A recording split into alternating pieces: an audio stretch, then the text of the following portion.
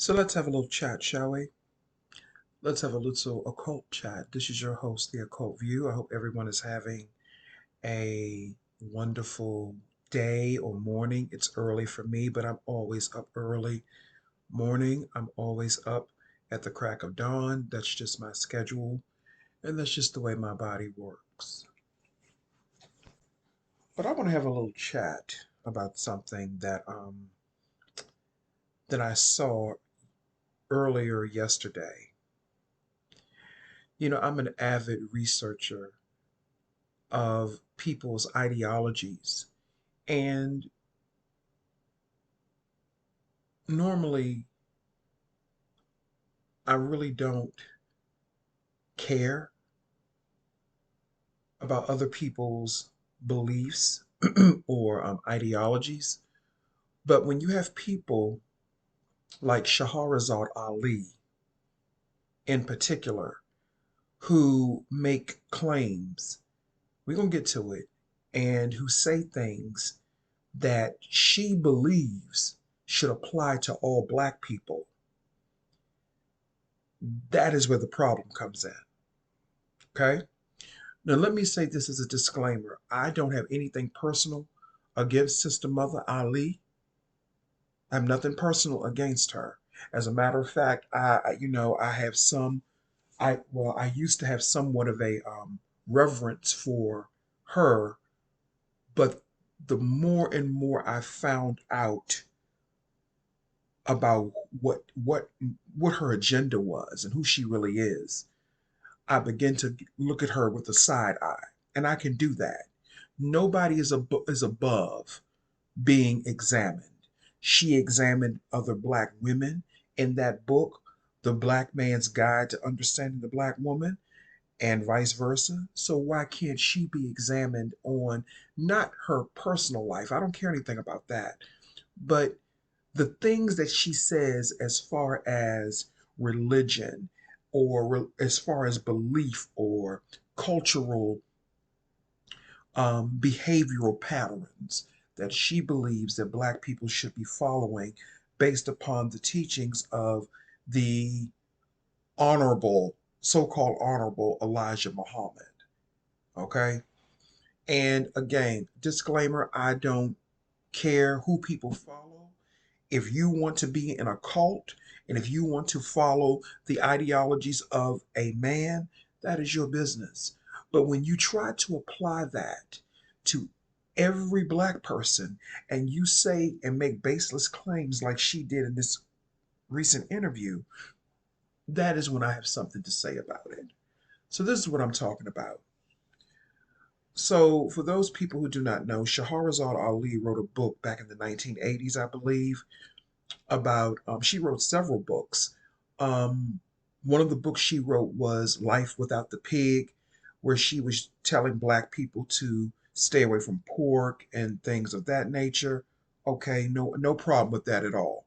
you know Shit, I wish I could get off the pig myself sometimes, but hell, I like it too much. But that's another story. No problem with that. I don't have no problem with that sister doing that, talking about that so black people can be healthier. There's no issue with that. When people talk health, I don't have a problem with that. Then she wrote the book, The Black Man's Guide to Understanding the Black Woman. And that caused a lot of controversy, as we all know. We know that. So she did an interview a couple of months ago on this channel. And it was a really good interview just because I didn't agree with some of her points. I didn't agree with a lot of the things that she said. But it was a very good interview, and she dropped some major T's, child. She dropped some tea on Malcolm X. She dropped some tea on Louis Farrakhan. She dropped some tea on who else? She just dropped some tea. She dropped some tea.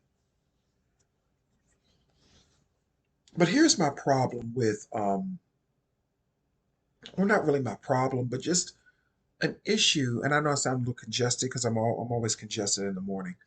But here's my issue with what she was saying.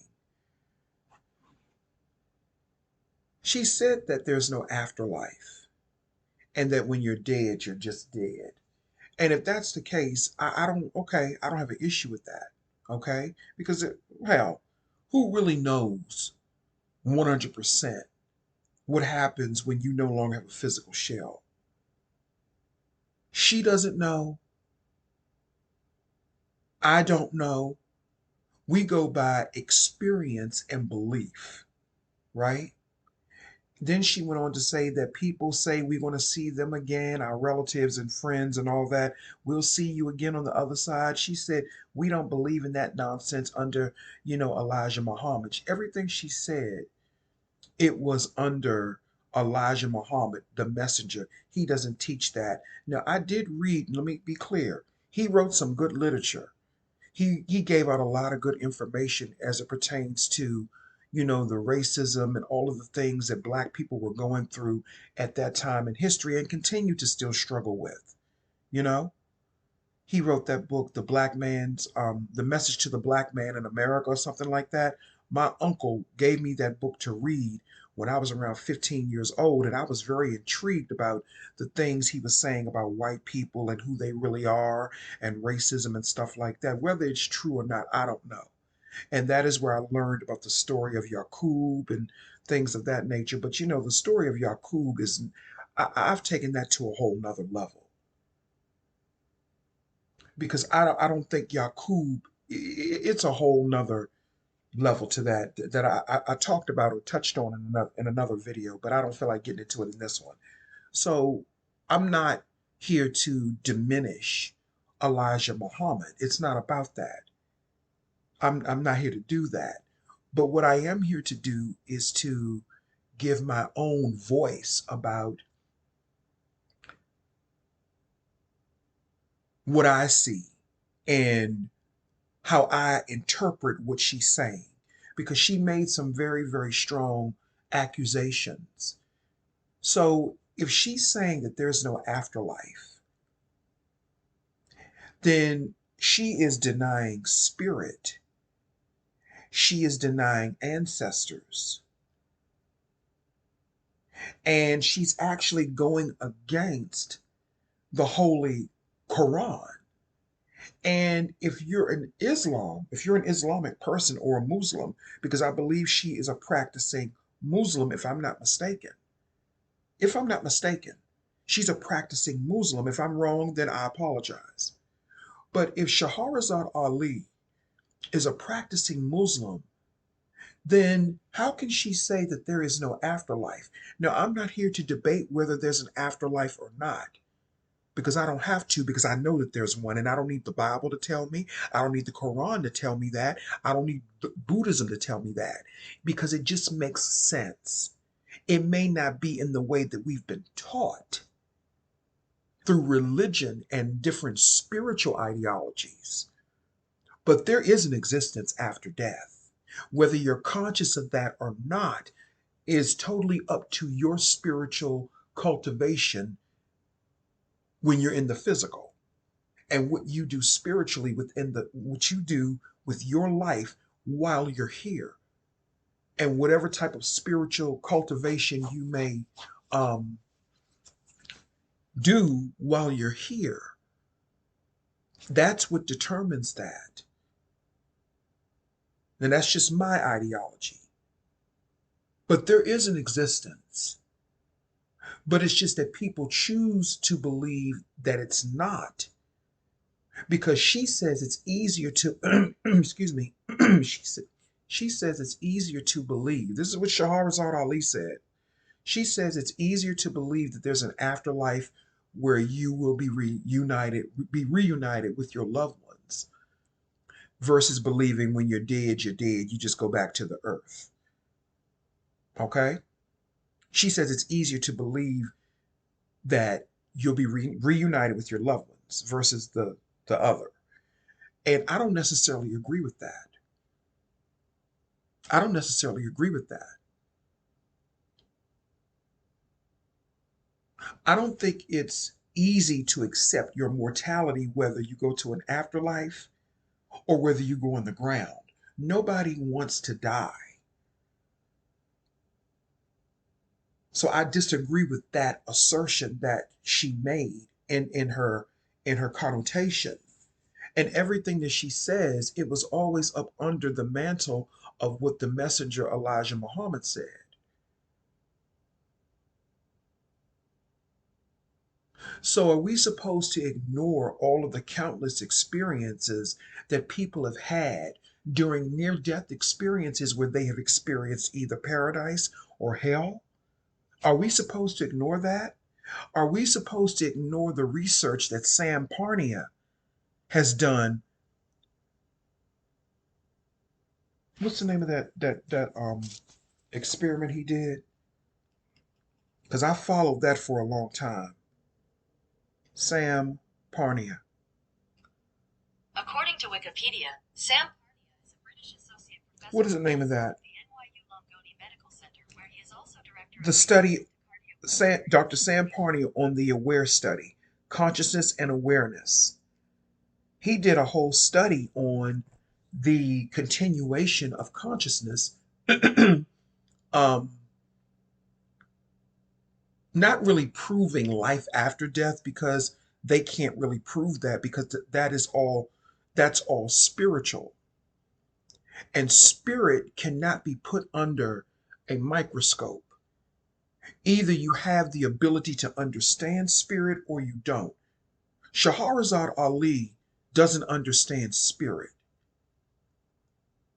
And what's interesting is she calls white people the enemy and she says that we use their tools for everything, but yet you are using, because what she said out of her own mouth, it is scientifically not logical to accept that you survived or your spirit survives death. That's basically what she was saying. She didn't say it in those words. I'm paraphrasing. I'm thinking of the subtext. But that's basically what she was trying to say. So you can use science and logic.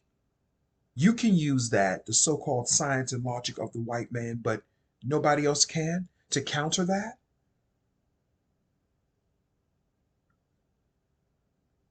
And this is not about being afraid of death. This is about examining how, and I talked about this the other day, how we follow a lot of these people. Not me, not you who watch me, but I'm just speaking, metaphorically. We follow these people and look where they lead us. To me, she's just a female version of Andrew Tate, Umar Johnson, Kevin Samuel. She's a female version of them. And I'm not beating up on nobody, but I'm just pointing things out. I don't have to beat up on anybody. People do that on their own. Why would you make a claim like that there is no afterlife, but yet you practice a whole religion? That just doesn't make sense to me. And then you want to apply that to everybody else. One thing she did say that was correct, everybody's going to die. That is true. That is true. Everybody is going to die, but everybody is not going to perish. See, there's a difference between physically dying and perishing. There's a difference. Are we supposed to ignore that Islam, as we know it today, was birthed out of the spiritual system of Sufism, the mystical system of Sufism? Are we supposed to ignore that? No, we're supposed to believe everything that Elijah Muhammad said, right? We're supposed to believe that. Sufism was a spiritual system, and Islam was birthed out of that. In the Quran, let me go to the Quran because she's obviously not following the tenements of the Quran. Let me wait a minute. Let me read to you what the Quran says about the afterlife. And yes, I'm using the white man's technology to do it. The afterlife. The Quran states that God will judge each individual by his or her deeds, and that heaven awaits those who lived righteously and hell awaits those who have not. Belief in the afterlife is widespread among Muslims. Majorities in all but one of the countries surveyed say they believe in heaven and hell. So the Quran talks about the afterlife the same way the Bible does. That is a spiritual concept that is believed by Muslims. So, where does she come from? And that's another question. I thought she was born in Philadelphia, Pennsylvania. In this interview, she said she was raised in Cincinnati. But then I seen something else online that says she was born in Atlanta, Georgia. So which is it? Who is this woman? Who is this woman? Now, I'm not going to be shady. I'm not going to be shady because I know, I'm not trying to be shady, but I'm just asking questions. Because she's making claims and she's trying to apply that to black people. See, these are spells that people like to put out on the black community. Then she said something else.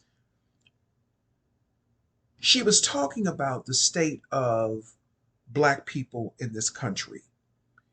And everything that she said out of her mouth, it reeked of poverty, oppression, depression, sadness, and hopelessness. Now, she did say eventually black people would win, no matter what happens. She did say that, so I'll give her credit for that. But what's the point in winning if you've lost everything? What is winning when you don't have a home to go to? For example, let me be a little bit more specific. What is winning a war when all of your family has been killed in the battle?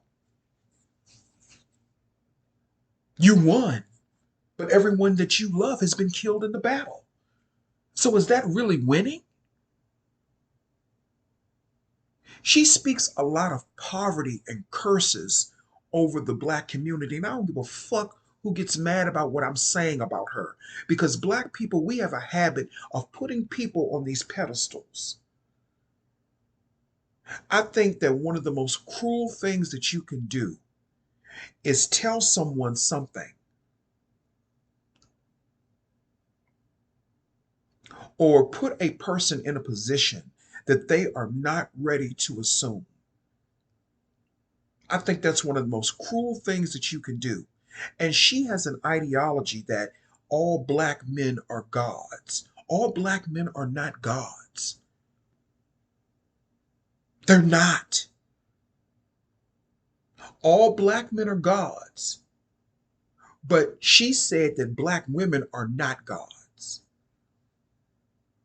And this is a black woman talking like this, an elder talking like this. All black men are gods. But she said she's not a god. And black women can't be God. Her words.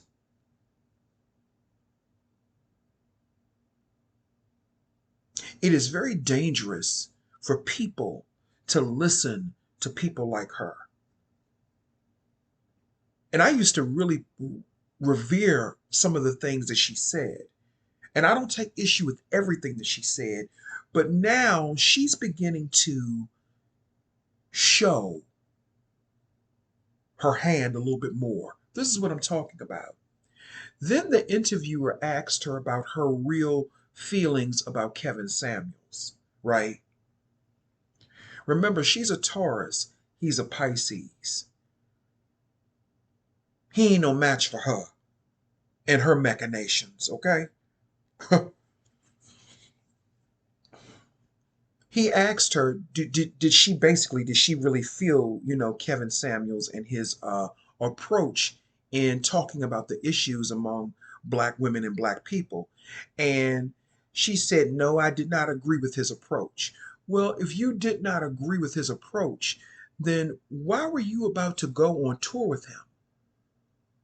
If you did not agree with his approach, then why did you allow him to use your energy? Because she admitted that he used her talking points and used some of her ideologies to basically tear down black women.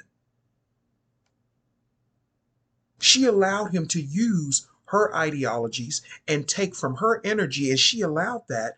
But then you say you don't agree with Kevin Samuels and his approach to this,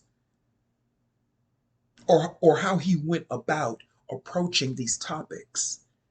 But you were getting ready to go on tour with him and make a lot of money, according to her, Shahrazad Ali.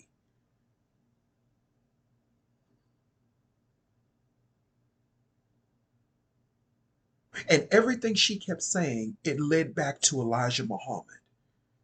There are some things I know about Malcolm X and Elijah Muhammad that would rock the world.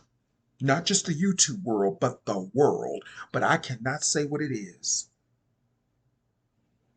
I cannot say what it is. So when she says there's no afterlife, then why are spirits talking to people about these things?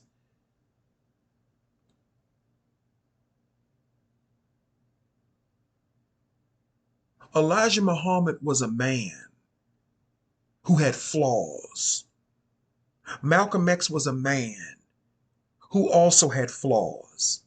I am a man. I have flaws. Not like them, but I have flaws.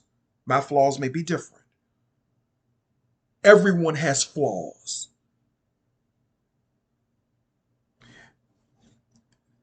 She then went on to talk about Malcolm X. Since we're talking about Malcolm X, let me drop this T. She went on to reveal, see, she knows a lot of stuff. But Malcolm X or nor Betty Shabazz, I'm sorry, are not here to defend themselves. And she went on to say that Malcolm X was a very basically insecure man with low self-esteem. And that he was having him and Betty Shabazz were having a lot of issues in their marriage. And Malcolm X expressed this to the Honorable Elijah Muhammad, and there are letters floating around, according to her, that detail how he was complaining about Betty Shabazz and their marriage, that she got him involved in some type of, I don't know, the way that it sounded like some type of money scam or something like that. I don't know. This is what she was trying to allege. Some type of charitable or charity. I don't know what she was talking about, but it sounded like some type of scam. Allegedly. I'm going to say allegedly, because I don't want Betty Shabazz's family coming after me, because these are not my thoughts. This is what she was saying. And neither Betty Shabazz nor Malcolm X are here to defend themselves now.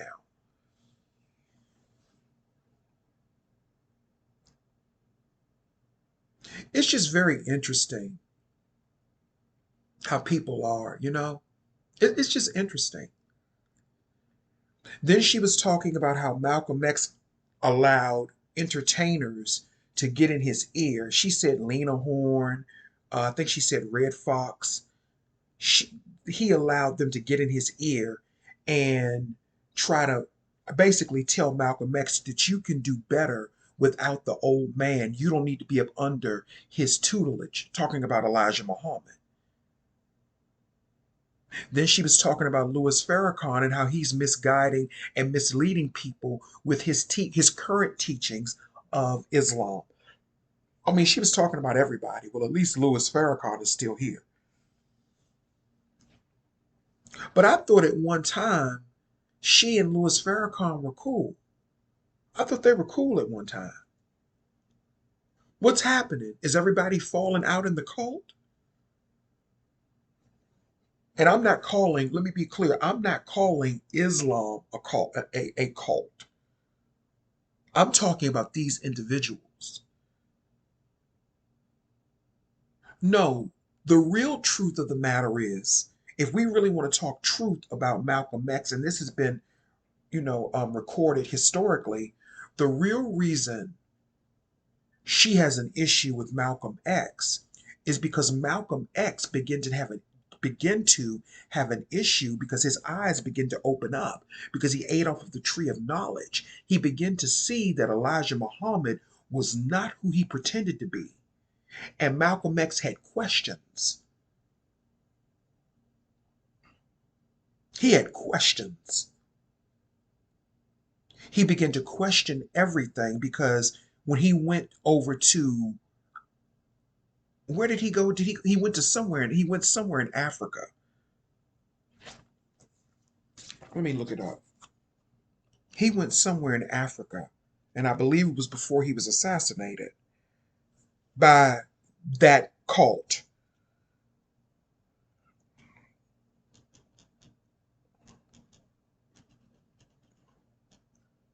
Where in Africa did Malcolm X travel? Wait a minute. Where in Africa did Malcolm X travel?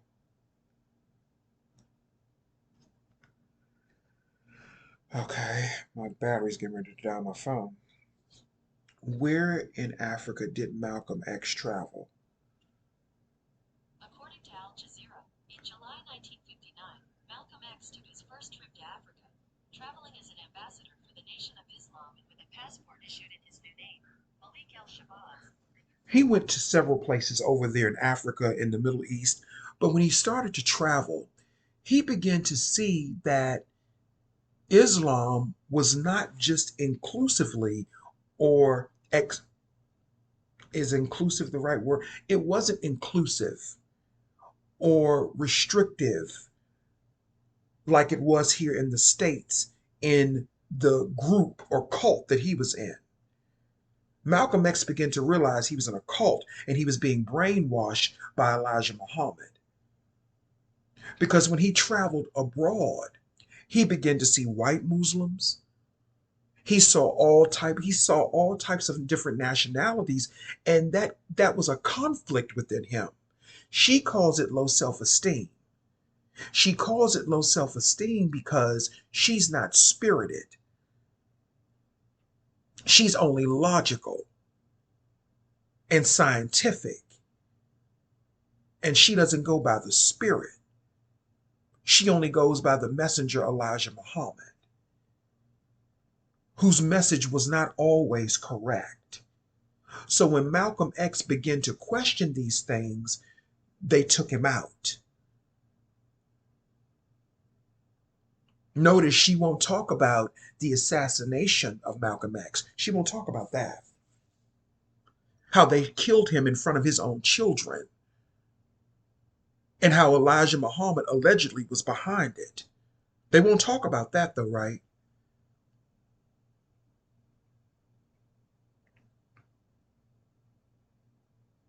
So what game is she playing with the black community?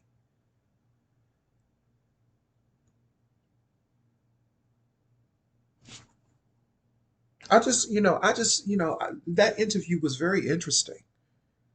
But she's a very interesting person to listen to, and to listen to her key points on a lot of different issues.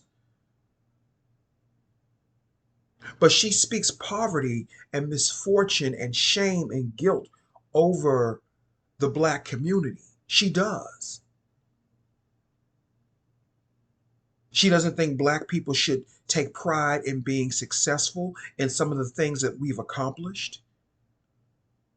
Now, I understand the need for being humble. I get that.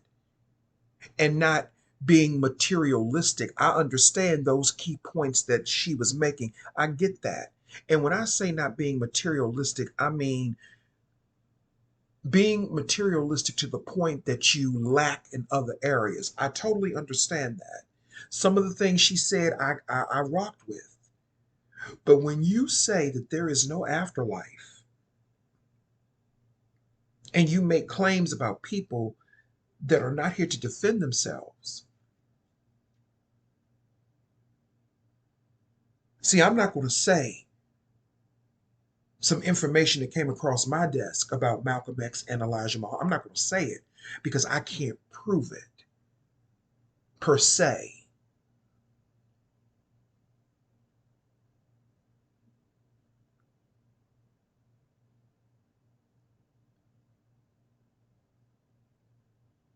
How can you call the black man God?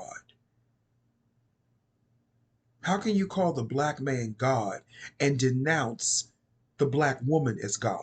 Or denounce anyone that says that the black woman can be God? Because from what I understand, there's a mother God and a father God. From what I understand. And some of the teachings I've seen, there's a masculine and there's a feminine, and and I'm being layman when I say this. I'm not being literal, but there's a certain balance in the universe that is kept up by masculine and feminine energy. So how can you only say that the black man is God because God only looks like a man? How can God only look like a man if God was able to produce woman? That makes no sense. If you're being logical, she says she's of logic, right? That makes no logical sense. The woman's body is far more complex than the man's body. Are we supposed to ignore the mitochondrial DNA that can only be traced back to black women? Are we supposed to ignore that? This is not about blowing smoke up black women's asses or trying to, get black women to applaud me and say her. No, I don't need all that. I don't need that. But I'm stating scientific facts. Since she goes by logic and facts, let's go back to the afterlife for a minute. There have been countless, and I said this earlier, there have been countless experiences that people have had, near death experiences, dreams, where people have reported experiences, whether they were seemingly negative or positive, where they have come in contact with dead relatives who gave them information. But we're supposed to ignore that, right? How about this? No matter what people may feel about Elijah Muhammad, how about, from what I understand, he taught certain Muslims this over here, which is the information that she has. But there was also a darker side. And when I say darker, I mean an occult side of Islam that he didn't teach publicly. Now, was she part of that? I don't know. Because when she came in contact with Elijah Muhammad, he was an old man at that point in 1966, I believe. I believe that is when she said she came in contact with the messenger Elijah Muhammad, because they call him their messenger, which is fine. I'm not knocking that. But there was a whole different side of Islam, a whole different spiritual concept and ideology that I don't believe he taught people like her. There was an occult side of it. And I guess you can say that's the Sufism side of it. And I remember even Brother Panic talked about that. And as a matter of fact, I think that's where I got that from, where he was speaking about that. How the followers of Elijah Muhammad, the followers, he gave the followers a certain amount of knowledge. But the people who were actually the occultists who were doing work, they got something else from him. It was another level of spiritual information. So if you deny afterlife and you deny ancestors, that means you're denying spirit. And we all know that spirit exists. It's just that a lot of you dumb fucks can't comprehend it. And I'm not talking to the people that watch me who are, who are cool with me. I'm not talking to you all when I say dumb fucks. I'm talking about, I'm not even talking about people literally. I'm talking about mindsets. How can she say that there's not an afterlife, but she's calling the black man God?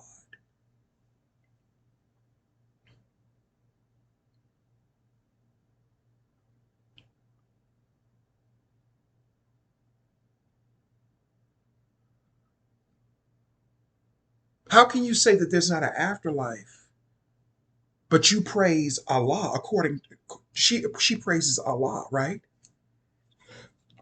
And according to Allah's word, the Quran, there is an afterlife. When something doesn't make sense, there's a lie somewhere. And I'm not here to debate what she believes, but she tries to apply this to everyone. No, when this current physical vessel is gone, it's gone. That is true. That is true.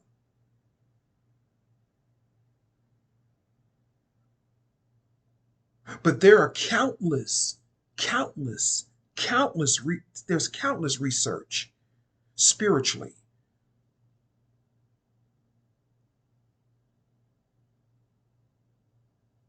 that has been done to say otherwise, that the body may die, but the consciousness continues.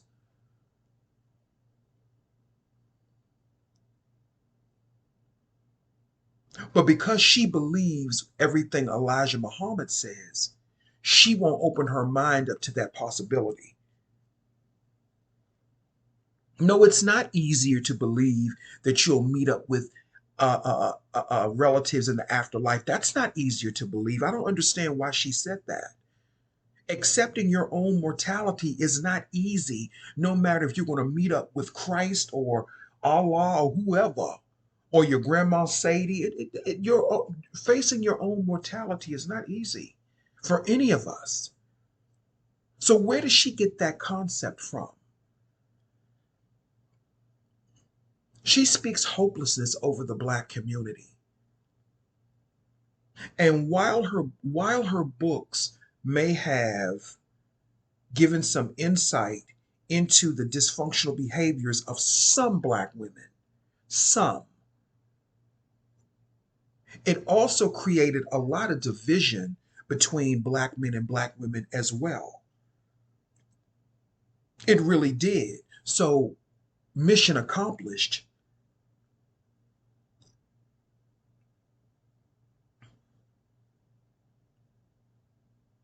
So, if it created a lot of division between black men and black women, then what is her true agenda? We have to question that. We have to question that. No disrespect, but we have to question that.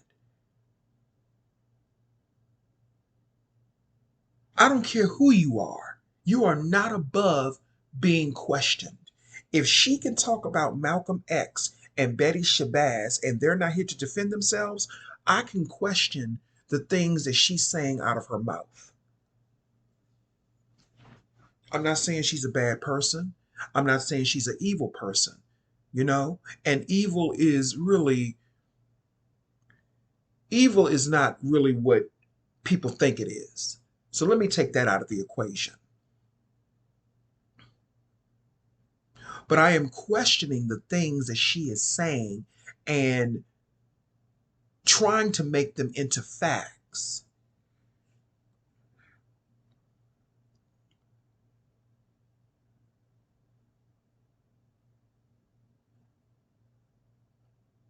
And trying to put that off onto the entire black community.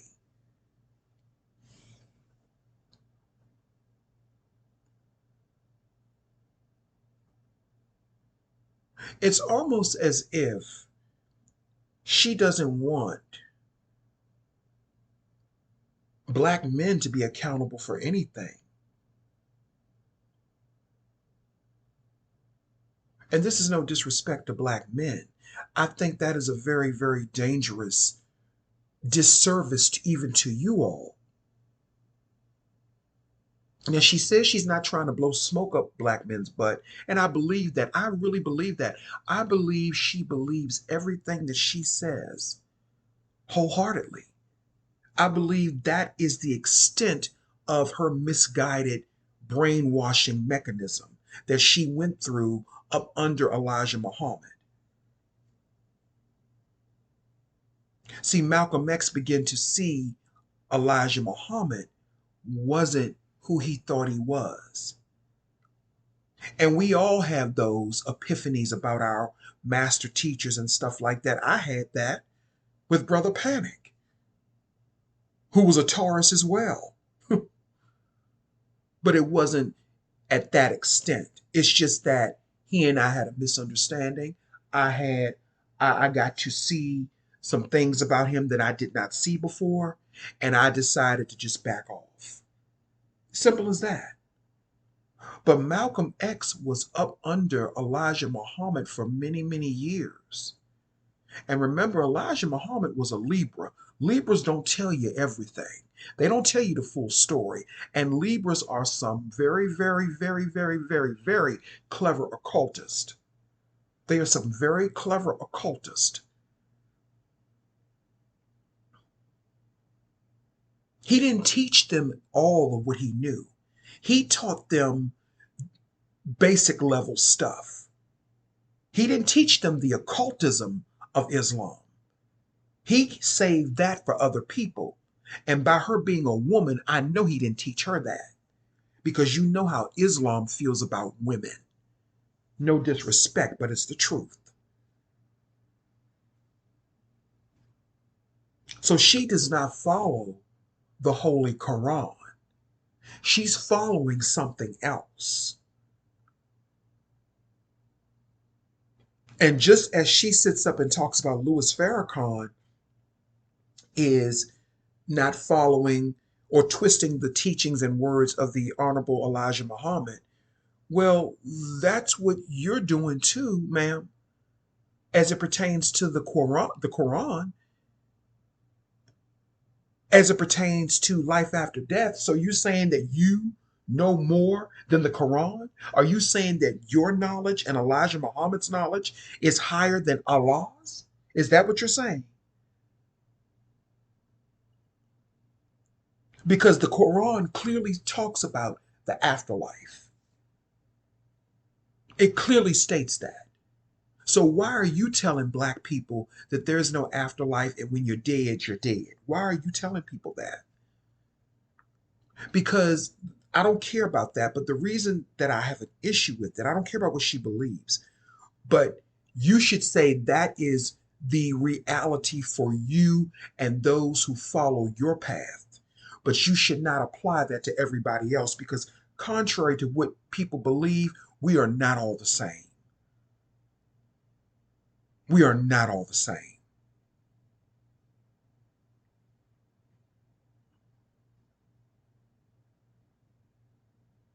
Let's look at this in another way. This is just another demon of deception. And I don't mean when I say demon, let me be clear about what I mean by that. I don't mean demon as in natural demon in the spiritual realm. I mean created demons. Created demons created by humans. Humans can create demons as well. So they started with, let's start with one of the main ones, racism, Jim Crow, right? Racism and Jim Crow. That was a demon. It's all the same demon. What I'm trying to show you is it's all the same demon. Racism and Jim Crow, the harming of black people, systemic white supremacy. Then from that, they moved into the demon of poverty in the 1970s, inner city poverty among black people. Then they created Then that same demon morphed into a demon of false hope through these pro-black people, fake Black Panthers, fake black movements that were supposed to help the black community, but it did not, because a lot of it was fake, and the few real ones they took out.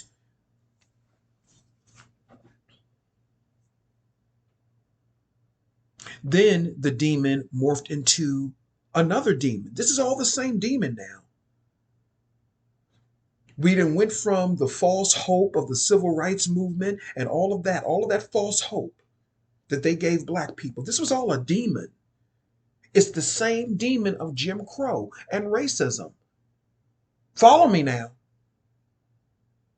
Then we get into the 80s, and they present the demon of crack and crack addiction. Then further down the line, they give you hip hop as a distraction and tell you to look up to these, hip hop artists. Then we deal with the demon of black on black crime in the inner city. We already have that same demon is already inflicting poverty, disenfranchisement. Now it's black on black crime, young black men murdering each other.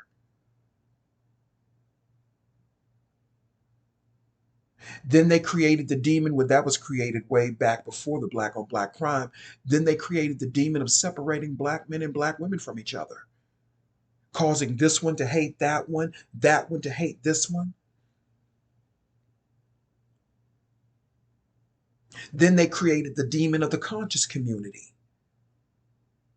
to further suck the black community dry, to give you false hope. And that is where we get the Shahrazads and all these other people coming in, speaking more poverty and hopelessness over the black community. It's the same demon. Shahrazad Ali is a daughter of Yahweh. She is a daughter of Yahweh. It's all the same demon from the Jim Crow from the Jim Crow era. Let's start there, to the civil rights movement, to the Black Panther movement, inner city poverty, disenfranchisement, black on black crime, the disintegration of the relationships between black men and black women and black people in general, introducing hip hop as a distraction. And what's interesting, isn't it interesting that hip hop came about, because hip hop didn't start no fucking 50 years ago, okay? Hip hop started in the early 80s. I don't know where they got that motherfucking bullshit from, but that's another story. I'm talking about the early 80s. Isn't it interesting that around that same time, all of the engineering and the demonic engineering, all of that was all around the same time. The demon of AIDS, hip hop, crack, inner city poverty, inner city crime, all the same demon.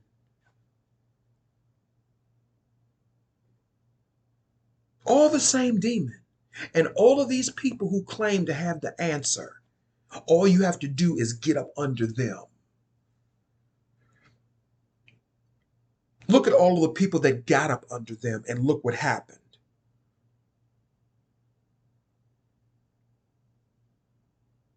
What a wonderful world, isn't it?